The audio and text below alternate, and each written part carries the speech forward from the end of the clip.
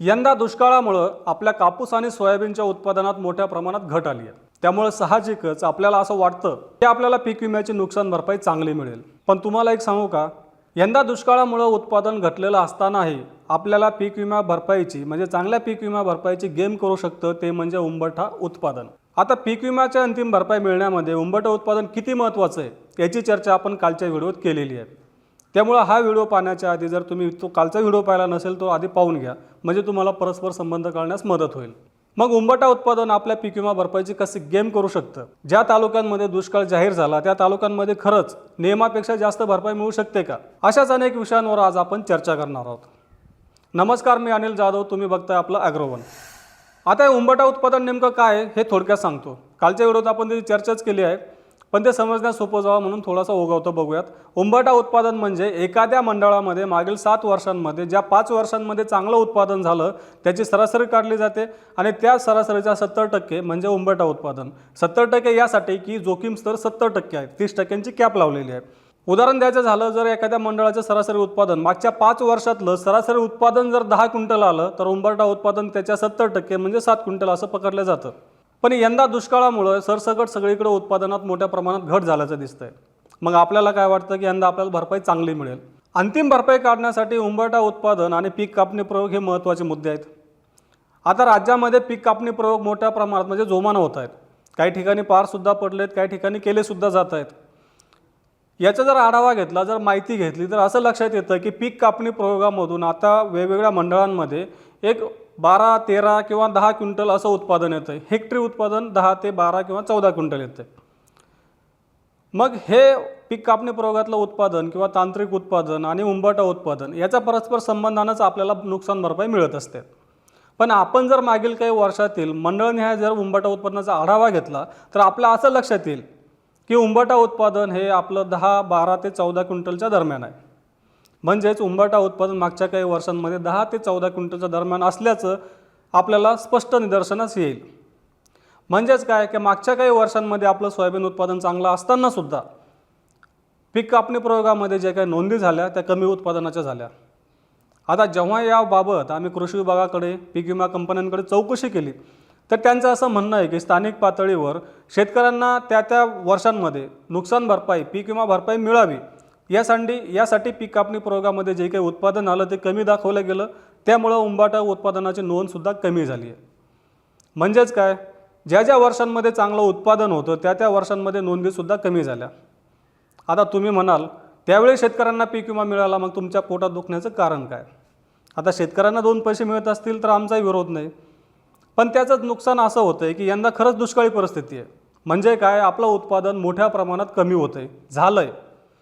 पण त्याचा फटका असा बसतो की मागच्या चांगल्या वर्षांमध्ये म्हणजे ज्या वर्षांमध्ये चांगलं उत्पादन आहे त्या वर्षांमधल्या नोंदीसुद्धा कमी असल्यामुळं यंदा खरंच उत्पादन कमी झालं तरी आपलं जे काही सरासरी उत्पादन आहे ते त्याच्या जवळपास पोहोचतं आहे। म्हणजेच आपल्याला जेवढी काही नुकसान भरपाई या वर्षामध्ये मिळायला हवी होती तेवढी भरपाई मिळण्याला यंदा काहीसा एक धोका निर्माण झाला आहे। कारण जसं तुम्हाला सांगितलं की पीक कापणी प्रयोगामधून आत्ता जे काही उत्पादन हाती येतं आहे ते 10 ते 14 क्विंटलच्या दरम्यान आहे आणि मागचे सरासरी उत्पादन हे त्याच दरम्यान आलेलं आहे। म्हणजे उंबरठा उत्पादन आणि सरासरी उत्पादनाचा आपण जर ताळमेळ घातला तर यंदा शेतकऱ्यांना जी अपेक्षित भरपाई मिळायला पाहिजे, म्हणजे वेगवेगळ्या जिल्ह्यांमध्ये आता जोखीम स्तर वेगवेगळा आहे। सोयाबीनचं जर उदाहरण घेतलं तर वेगवेगळ्या जिल्ह्यांमध्ये आपल्याला 45,000 पासून 55,000 विमा संरक्षित रक्कम आहे।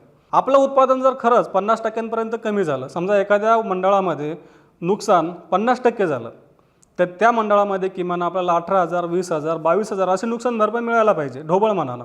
आपण सूत्रानुसार विचार केला तर आपल्याला अचूक आकडा सांगता येईल, पण आता आपण ढोबळमानाने मानून चालू आहेत की एवढी नुकसान भरपाई शेतकऱ्यांना मिळायला पाहिजे। पण झालं कसं की मागच्या काही वर्षांमध्ये कमी उत्पादनाच्या नोंदी असल्यामुळं यंदा खरंच उत्पादन कमी असतानासुद्धा शेतकऱ्यांना अपेक्षित भरपाई मिळेल हे सांगता येत नाही। याला मुख्य कारण काय, जसं सुरुवातीला सांगितल्याप्रमाणे मागच्या काही वर्षांमध्ये नोंद झालेलं कमी उंबरठा उत्पादन। मग आता तुम्ही म्हणाल या परिस्थितीमध्ये आम्ही काय करू शकतो, तर आपण शेतकरी म्हणून हे करू शकतो की ज्या वर्षांमध्ये आपलं पीक चांगलं आहे, ज्या वर्षांमध्ये आपल्या मंडळातलं सोयाबीन उत्पादकता, सरासरी उत्पादकता वाढलेली आहे, त्यावेळेस त्या पिकाची, त्या उत्पादनाची योग्य नोंद होईल याची काळजी घेतली पाहिजे।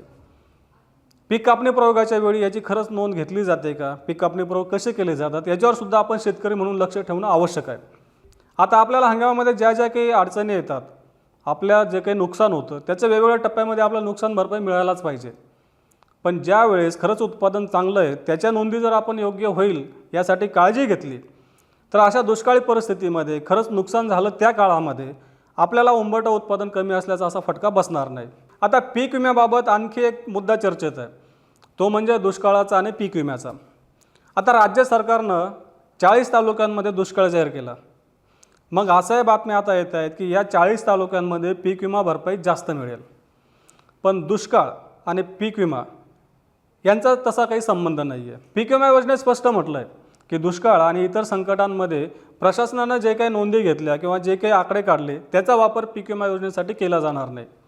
पीक विमा योजनेची भरपाई केवळ आपलं उंबरठा उत्पादन आणि पीक कापणी प्रयोग तसं तांत्रिक उत्पादन यांच्या आधारेच नुकसान भरपाई काढली जाईल.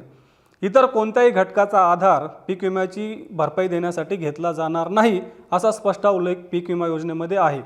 म्हणजेच आपल्या तालुक्यामध्ये दुष्काळ जाहीर झाला तरी प्रत्यक्ष उंबरठा उत्पादन, पीक कापणी प्रयोगातून येणारं उत्पादन, तांत्रिक उत्पादन यांच्या सूत्रानुसारच आपल्या तालुक्याला पीक विमा भरपाई मिळणार आहे. शेतकऱ्यांना आणखी एक प्रश्न आहे की आता राज्यातल्या 25 लाख शेतकऱ्यांना अग्रिम भरपाई मिळण्याचा मार्ग मोकळा झाला आहे. याविषयीची बातमी आपण मागच्या आठवड्यामध्ये ॲग्रोवनच्याच या प्लॅटफॉर्मवर पाहिली होती.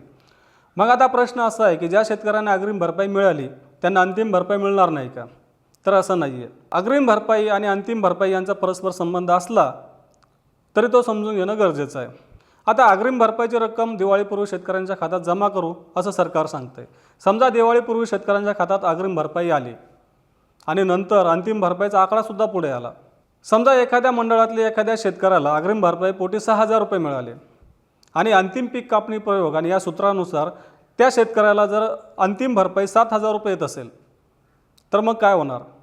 तर अग्रिम भरपाईपोटी या शेतकऱ्याला आधी 6,000 रुपये मिळाले, अंतिम भरपाई 7,000 आहे. मग या 7,000मधून अग्रिम भरपाईचे 6,000 रुपये वजा केले जातील आणि 1,000 रुपये त्या शेतकऱ्याच्या अकाउंटमध्ये जमा केले जातील. बरं, मग अग्रिम भरपाईपेक्षा जर अंतिम भरपाई कमी आली तर असं होऊ शकतं, कारण अग्रिम भरपाई काढण्याचं सूत्र वेगळं आहे आणि अंतिम भरपाई काढण्याचं सूत्रसुद्धा वेगळं आहे. हे असं घडू शकतं. मग या परिस्थितीमध्ये काय होणार? जर समजा एखाद्या शेतकऱ्याला अग्रिम भरपाई 6,000 रुपये मिळाली असं गृहीत धरा आणि त्या शेतकऱ्याला अंतिम भरपाई 4,000 रुपये जाहीर झाले, तर मग 2,000 रुपये त्या शेतकऱ्याकडून वसूल केले जाईल का? तर नाही. अग्रिम भरपाईपोटी जी रक्कम मिळाली ती वसूल केली जाणार नाही. मग ती अंतिम भरपाई कमी निघाली किंवा शून्य निघाली तरीही अग्रिम भरपाई खात्यात आली की परत शेतकऱ्यांचा आणि त्या विमा कंपनीच्या अंतिम भरपाईचा संबंध राहणार नाही. फक्त अंतिम भरपाई जास्त आली तर अग्रिम भरपाई आणि अंतिम भरपाईमधला फरक त्या शेतकऱ्याच्या खात्यात जमा होईल. अजूनही पीक विम्याविषयी आपले काही प्रश्न असतील तर आम्हाला कमेंट बॉक्समध्ये नक्की कळवा. तसंच रोज सायंकाळी 8 वाजता मार्केट इंटेलिजन्स या सेगमेंटमधून आपण पीक विमा, दुष्काळ आणि शेतीमाल बाजाराविषयीची माहिती घेत असतो. त्यामुळं आपल्या ॲग्रोवनच्या या चॅनलला नक्की सबस्क्राईब करा आणि हा व्हिडिओ जास्तीत जास्त शेतकऱ्यांपर्यंत पोहोचवण्यासाठी लाईक आणि शेअर करायला विसरू नका.